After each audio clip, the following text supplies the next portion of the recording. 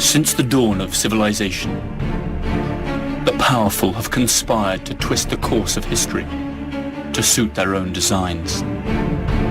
Like puppeteers, a few shadowy figures could still be pulling the strings of destiny for billions.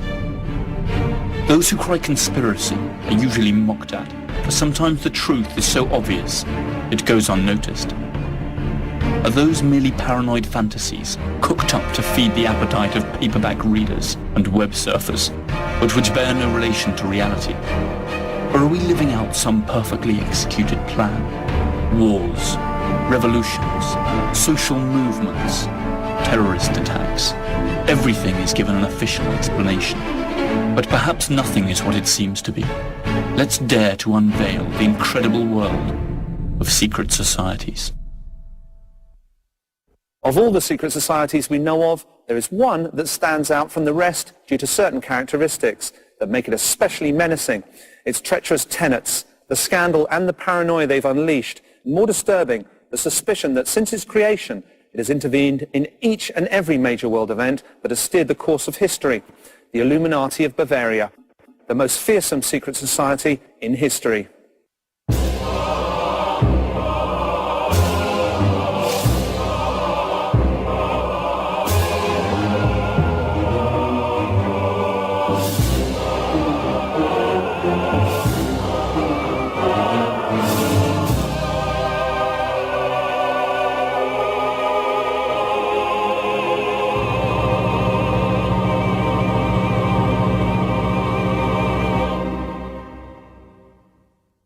More than 200 years ago, here in Germany, in what used to be the independent electorate of Bavaria, a secret society was formed whose objective simply spelled world domination.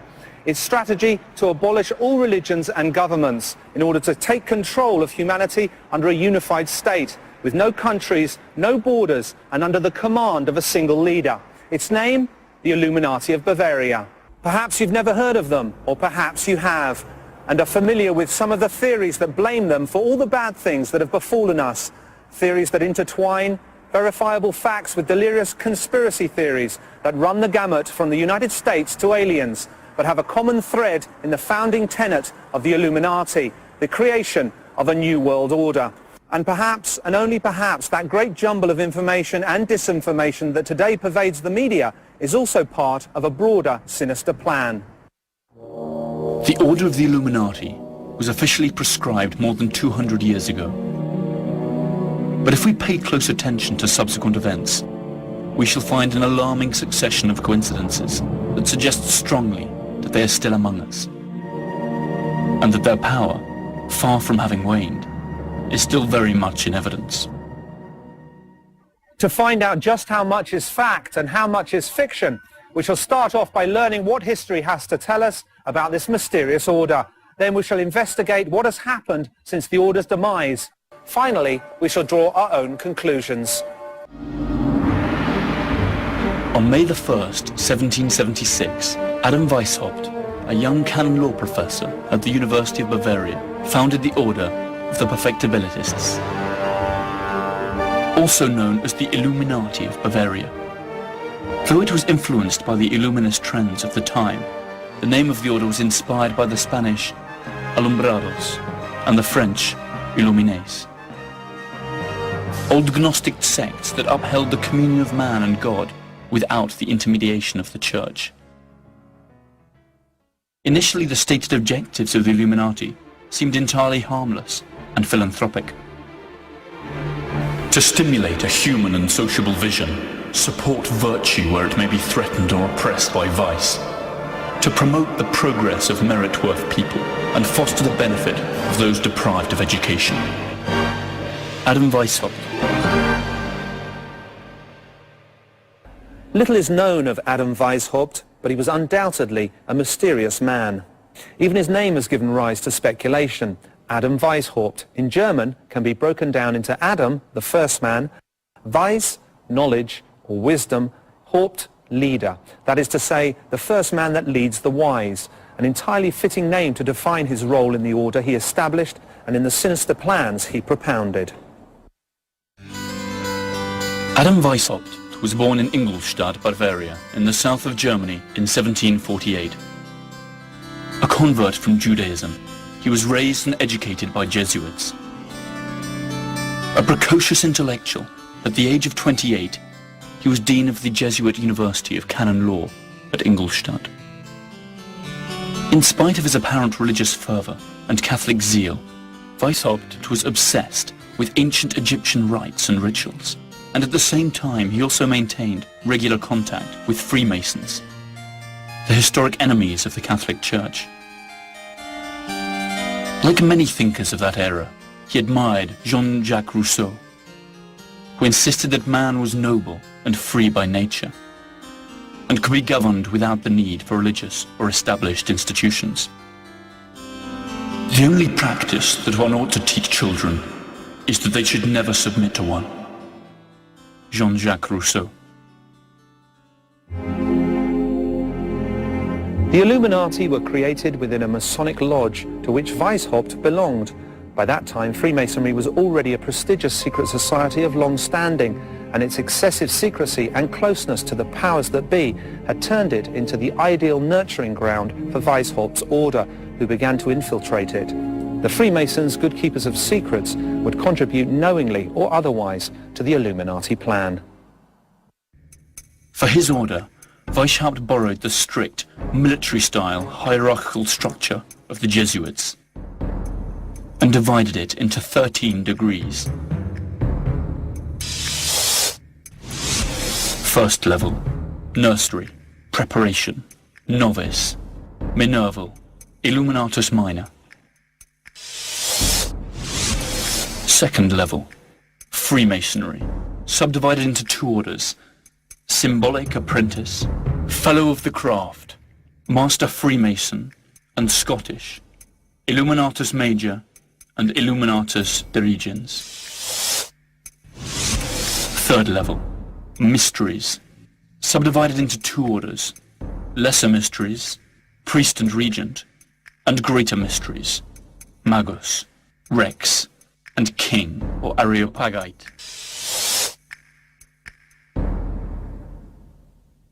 Curiously enough, the order was an incomplete structure. There were many minervals, but the higher hierarchies were never completely filled, and they only existed in Weishaupt's mind, who proclaimed himself king, or Areopagite. Up until the year 1780, the Order of the Illuminati was only known within the boundaries of Bavaria. With the inclusion of Baron Nige, an enthusiastic Freemason reformer, new recruits flooded in. New academies for the Minervals were established and strict codes for secrecy enforced. The novices, or Minervals, did not know anyone in the order other than their instructor. If, after 3 years as Minervals, they were chosen to continue their training, they went on to become Illuminatus Minor, and were permitted to know a little more about the real objectives of the order. Weishaupt designed for his order a complex system of codes and aliases that seemed to pre-announce a strategy that would allow them to continue working underground sometime in the future. The Illuminati became a true secret society within another, that is, within Freemasonry itself.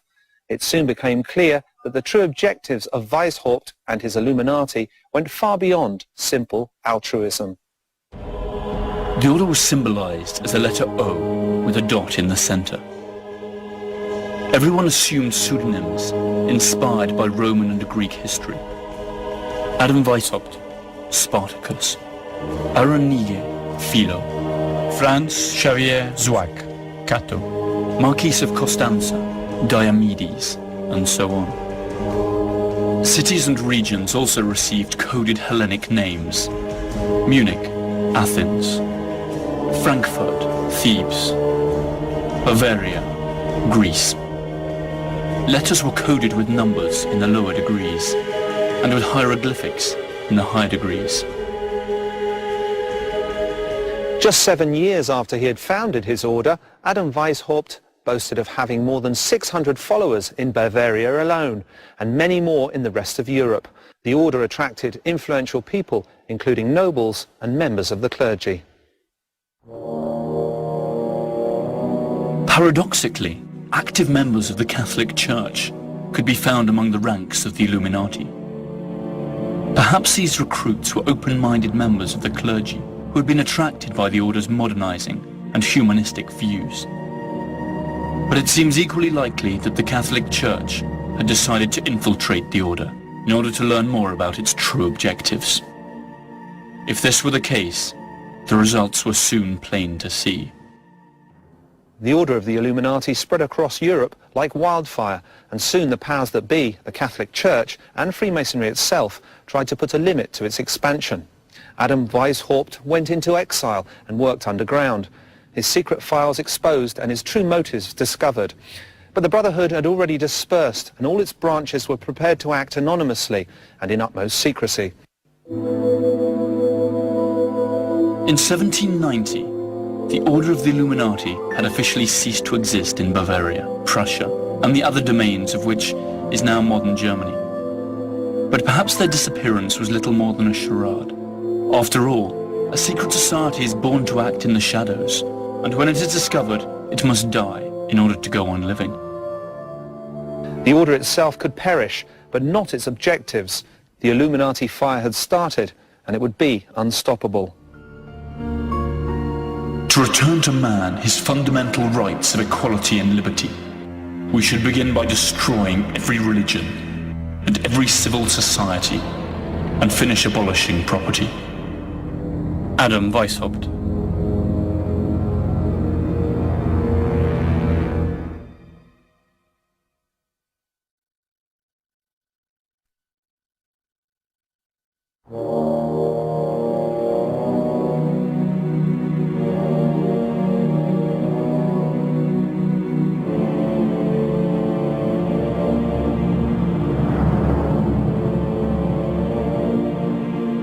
The secret society, known as the Order of the Illuminati, rose in the late 18th century.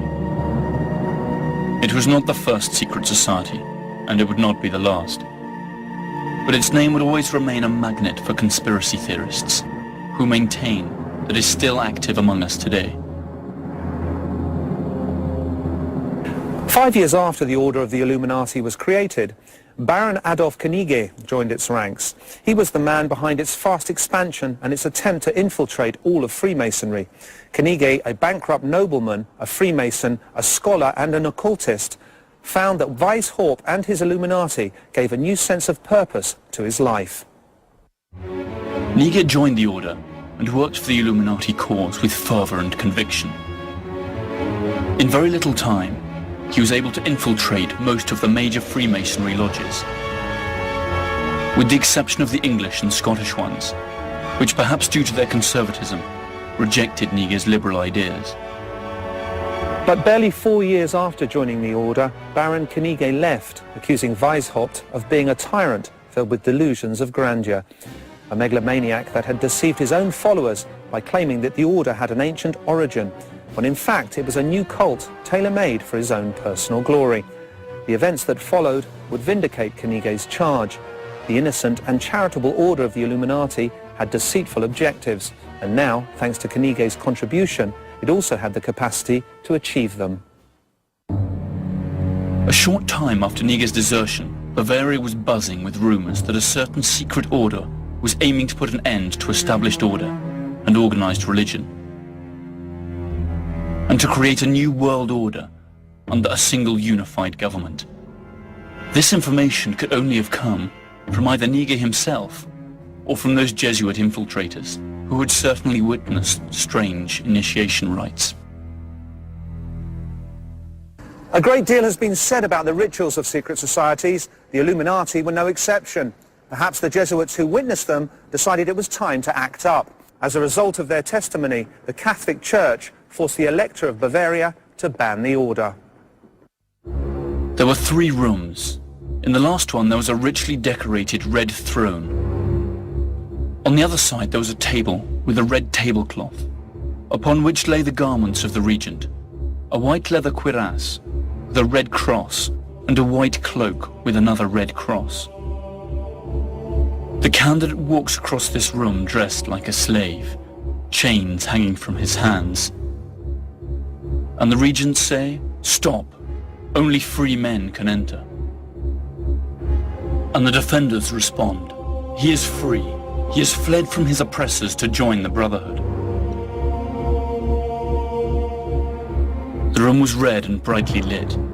The provincial was seated on the throne, and the other regents were in the middle room. The first room was black. It was used for the preparation of the novice, and in the center upon a platform there was a human skeleton, at whose feet lay a crown and sword. What do you think of these sad spoils? Was he a nobleman or a peasant? The correct thing to do was not to answer. The candidate received the explanation. The human condition is the only thing that matters. After that, the candidate took the oath.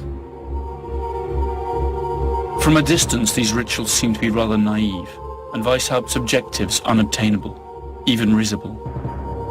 But if we continue to analyze the historical events that followed, our laughter might turn to a horrible grimace. In 1783, 4 professors of the Marianus Academy were interrogated at a court of law on account of their belonging to the order. All eventually admitted that the Illuminati abjured Christianity, defended sensual pleasures, liberty, equality, and the right to commit suicide. The confession was made public and caused a tremendous uproar. How much had the heretics infiltrated the society? What was the reach of their plans for world domination? Who really were these enemies of church and state? The Elector of Bavaria intended to eradicate this evil as he perceived it, and passed a law prohibiting every kind of secret meeting, a measure that, unfairly or not, affected all of Freemasonry. Finally, by means of another law, he banned the Illuminati altogether. In 1786, the home of Illuminati lawyer von Zwack was raided and various papers and correspondence seized. But it was a freak event that sealed the destiny of the Illuminati, a bizarre accident that would be taken advantage of by the critics of the order and used to deal them a fatal blow. On July the 10th, 1785, a mysterious man rode swiftly under the skies of Bavaria. He was the apostate, Abbot Lanz, a friend and personal envoy of Adam Weishaupt and an Illuminati. He never reached his destination. A lightning bolt struck him dead, leaving behind only his charred corpse.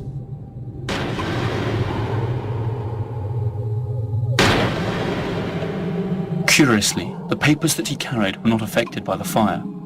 When the authorities went through his sack, they found letters and documents that further incriminated the members of the order. Thus Weishaupt could not avoid the disclosure of his true objectives, together with confidential information about his order's most important members. His plans for world domination and the abolition of the state, religion and private property, all penned in his very own handwriting, had come to light. Thus began the Illuminati panic, never to end. The episode of the lightning-struck rider sealed the fate for the Illuminati. Their world seemed to be coming to an end, but the facts that followed showed that in spite of these setbacks, Weishaupt's influence remained in full force and made him practically untouchable. In 1785, Weishaupt was dismissed from his university and expelled from Bavaria. Amazingly, instead of sending him to prison, the authorities offered him a compensation payment of 800 florins per year, which he rejected. Weishaupt went into exile, avowing that the order would return 10 times more powerful. Whether or not he kept his word is still a matter for speculation. Bearing in mind the charges that were levied against them, the lightness of the sentences passed is quite suspicious. Some even had the good fortune to be compensated with ready money. Perhaps the order already had enough political and economic leverage to press on the authorities. The fact is that their enforced exile had an unwanted consequence: the dispersion of the Illuminati to the 4 corners of the globe. Adam Weishaupt found a safe haven in Regensburg, where he published a pamphlet in which he clarified the charitable principles of the order.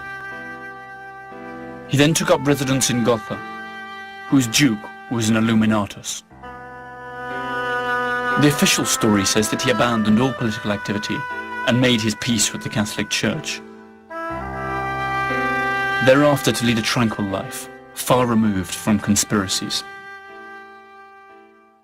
Such a luxurious and peaceful exile strikes as a suspiciously serene end for the leading conspirator of his time. It is reasonable to suppose that Weishaupt could have kept on working despite his low profile.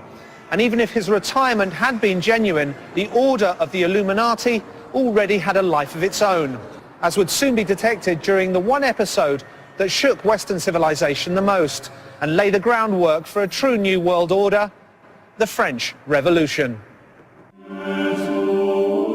During its heyday, the Order of the Illuminati had extended its tentacles of influence to France.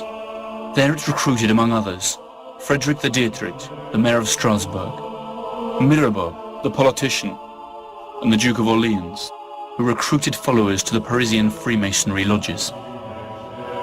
The strength of our order lies in its secrecy.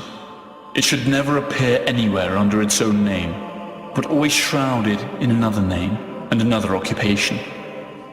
Adam Weishaupt.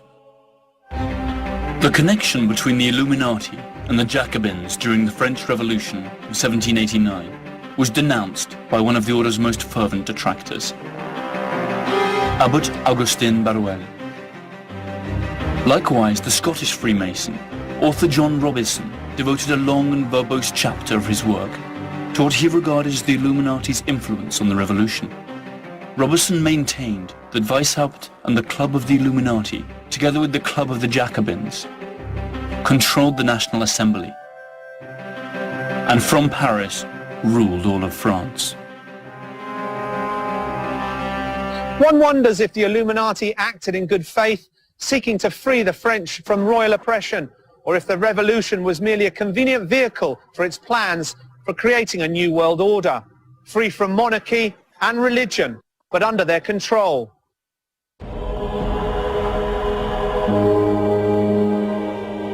Little more is known about the order, since all the files related to it were conveniently destroyed during Allied bombing of German cities during the Second World War.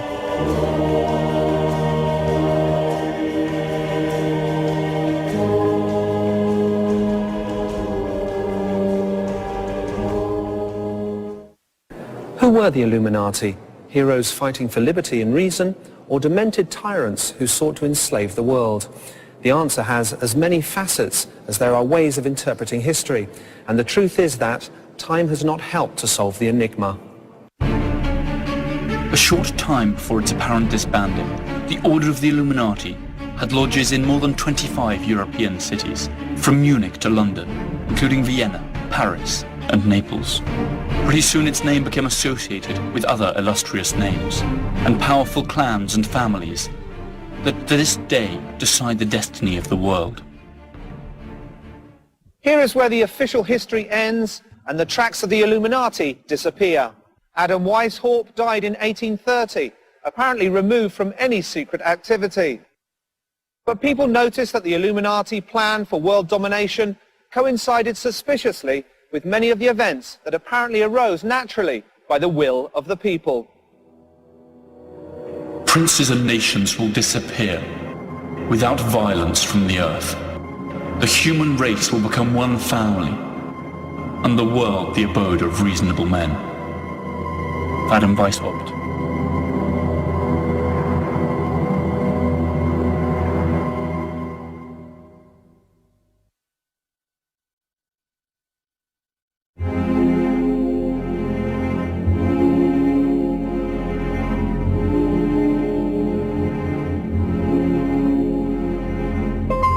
Up until its apparent dissolution in 1790, the Order of the Illuminati boasted members in all the important European cities. The Catholic Church's attempt to root out and destroy the Order, and the political persecution of its most important leaders had precisely the opposite effect of what was intended. The Illuminati was scattered to the four winds, and in the shadows they moved like fish in water. Even after the apparent dismissal of the order, there were many who doubted that they had really ceased to operate. Their infiltration had been so widespread that every Freemason could now be suspected of being an undercover Illuminati. So the whole of Freemasonry was proscribed, and there was more to come. The order's reputation quickly spread to the New World. Books by Abbot Augustine Birrell and John Robison alerting the world to the imminent Illuminati peril were published in the recently founded United States, generating panic among their readers. The paranoia had crossed the Atlantic. In 1776, the year in which Weishaupt founded his order and began to infiltrate Freemasonry, the United States declared its independence. Many of its founding fathers were Freemasons. It is not known if some of them were subsequently recruited by the Illuminati. What is known is that many American religious communities felt threatened by the freedom of worship guaranteed by the new Constitution, which they denounced as part of an Illuminati conspiracy. In 1798, when the second president of the USA, John Adams, established May the 9th as a day of fasting and worship to implore the heavens' mercy and blessing for the imperiled nation, fingers were pointed at the order founded by Weishaupt, and a wave of panic flowed across New England.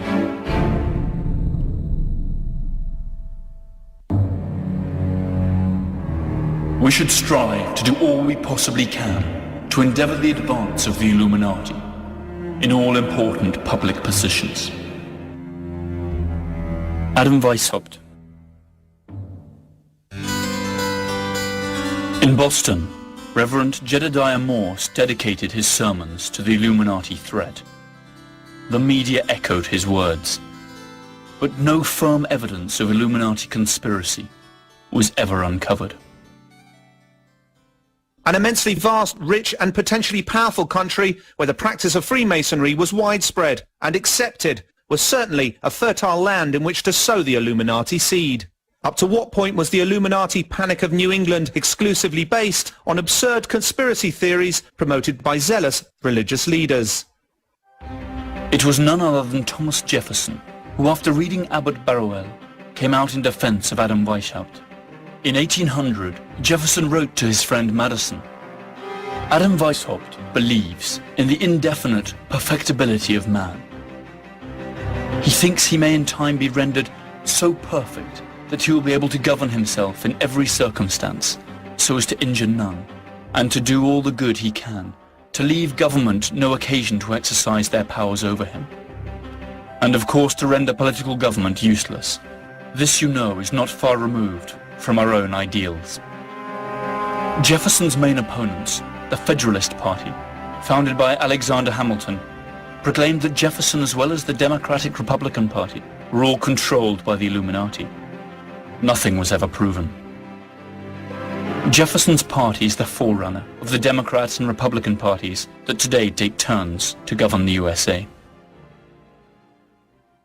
The Illuminati paranoia faded out in the 19th century, but almost 100 years later it was reborn, stronger than ever.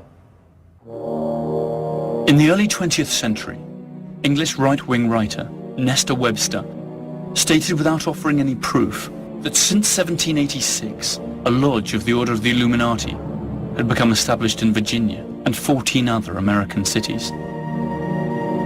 According to her, this had given rise to a hidden theocracy of Jews, Kabbalists, Masons, anarchists, Illuminati, occultists, and heretics. With her ignorance and racism, Nestor Webster contributed to a renewal of interest in the order she manifestly abhorred, and formally introduced anti-Semitism as an important element in conspiracy theorizing. Sadly, no conspiracy theory is worth its salt if it does not include the Jews in it. The writings of Nestor Webster may have stoked the flames, but the fact remains that long before that, and long after, theories of world domination have always included economic power, especially international banking, an activity that is often exclusively and mistakenly attributed to Jews. And the Illuminati conspiracy was no exception. Many authors of supposedly serious history books uphold the idea that international banking is in the hands of the Illuminati Jews, who for centuries have financed both sides fighting wars in order to create anarchy and chaos, a state of affairs that would, in their view, inevitably lead to a new world order, which the Illuminati would come to control.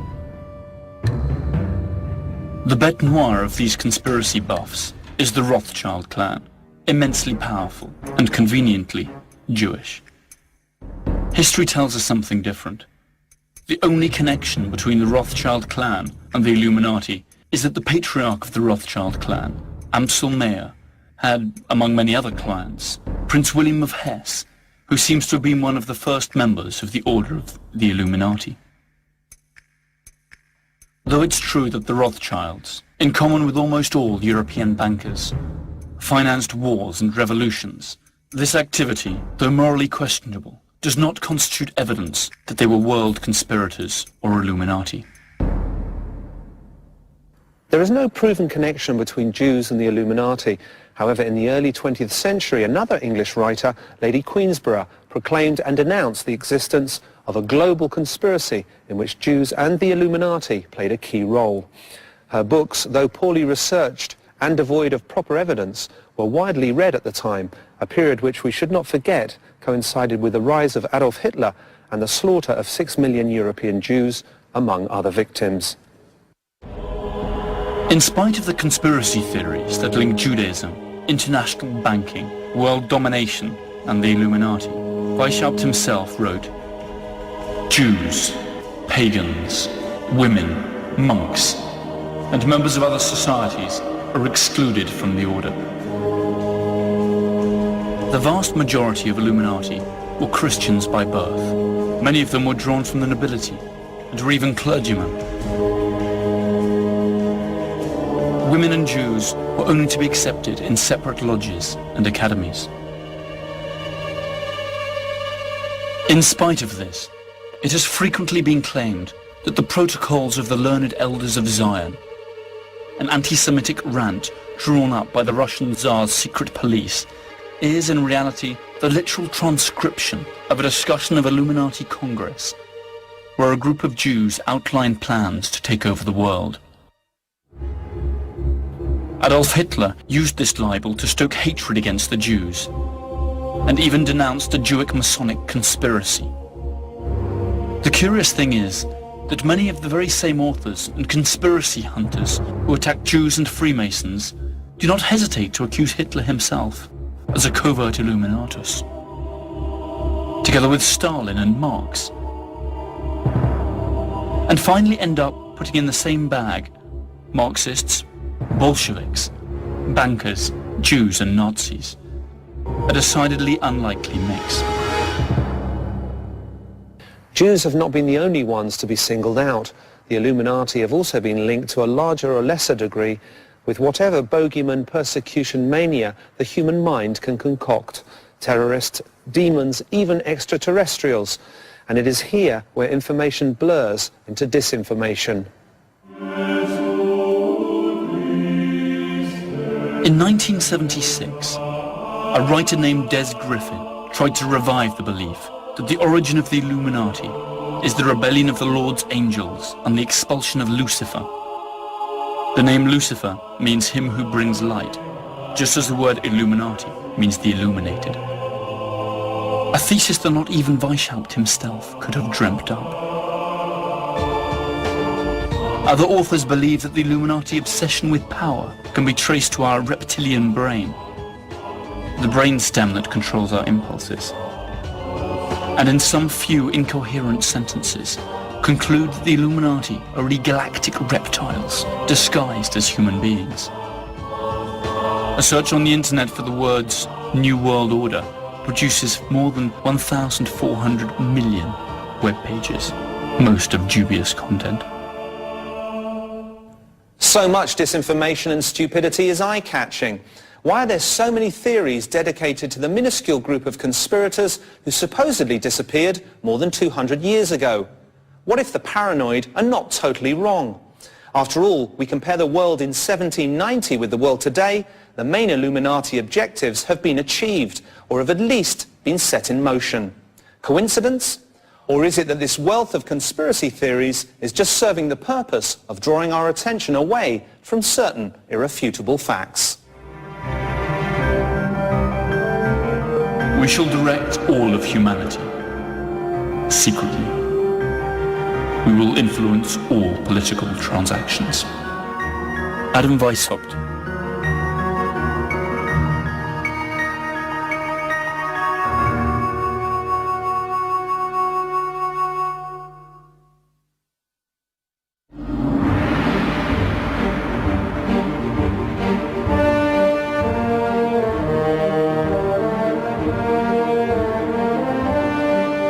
Since its dissolution in 1790, up until the present day, the Order of the Illuminati has been the prey of choice for a legion of conspiracy hunters.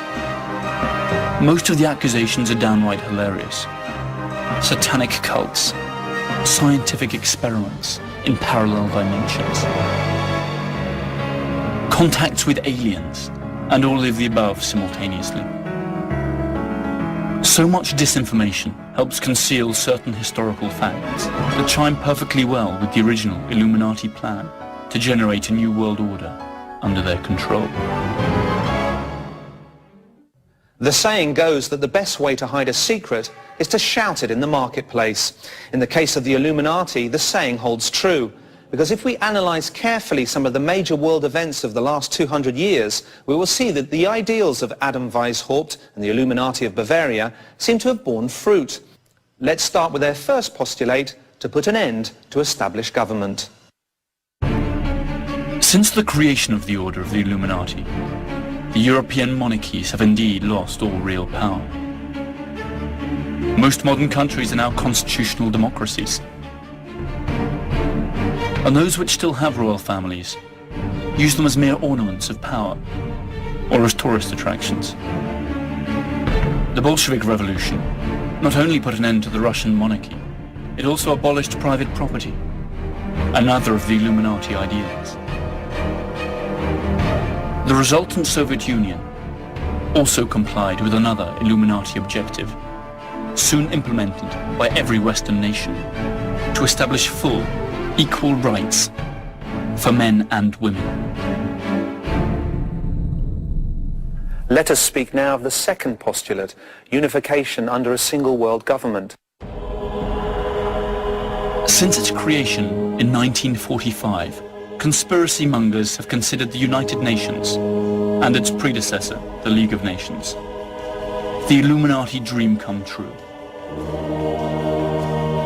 A supranational agency capable of passing resolutions with which sovereign states must comply or else face the consequences. The most terrifying aspects of these theories is that in order for the UN to be created, 2 world wars had to be fought, in which millions lost their lives. Conspiracy theorists will say that the wars were just part of an Illuminati plan to lead us to where we stand today. Above all, the truth remains that Weishaupt's first postulate of creating a new world order under a unified government is closer to becoming true today than it was 200 years ago.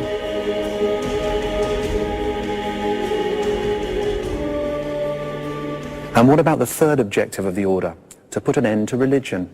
When Weishaupt spoke of religion, he spoke of the established religion in Europe, Christianity.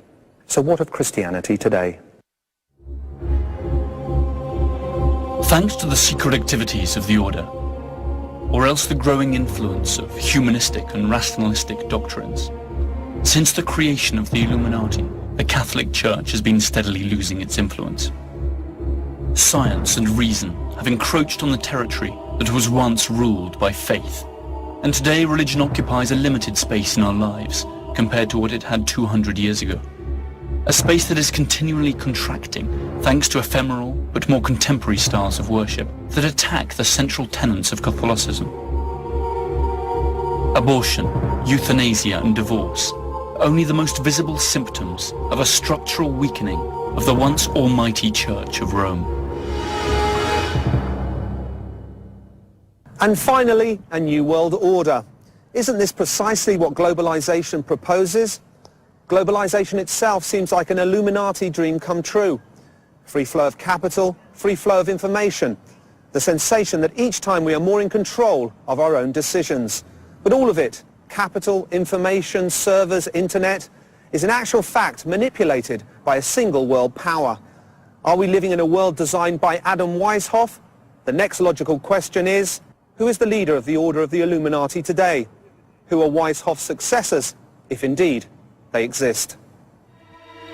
Many groups have claimed to be the heirs of the Order of the Illuminati of Bavaria. Usually these are sects or small groups that few people take seriously and do not pose any threat. That is why conspiracy mongers aim in another direction. The United States.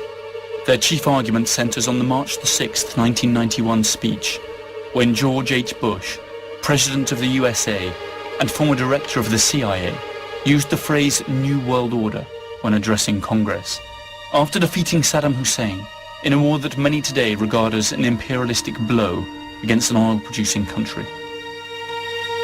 What is at stake is more than one small country. It is a big idea, a new world order, where diverse nations are drawn together in common cause to achieve the universal aspirations of mankind. The theory contradicts itself in as much as the government of the USA is actually one of the most conservative in the modern world. But is this fact enough to discount it altogether? Could it not well be another contrivance of that many-headed monster that once appeared in the form of the Order of the Illuminati? Does not the inscription Novus Ordo Seclorum, which translates as a new order of the ages, in other words, a new world order, appear on the dollar bill? Were not most of the founding fathers Freemasons, along with many of the prominent public figures who followed them at a time when Freemasonry was infiltrated by the Illuminati? One must speak at times in one voice, and sometimes in another, so that our true purpose turns out always to be unfathomable to the lower members. The end justifies the means. Adam Weishaupt. The fact that the most powerful country in the world is run by Illuminati is without doubt a laughable theory, but a laugh that brings a chill. Because if it were true, what does the Order have in store for us in years to come? And worse, how deep is their power of infiltration? Is the power of the Illuminati simply an exaggeration by bestseller writers and fools? Or are we on our inevitable way to a new world order?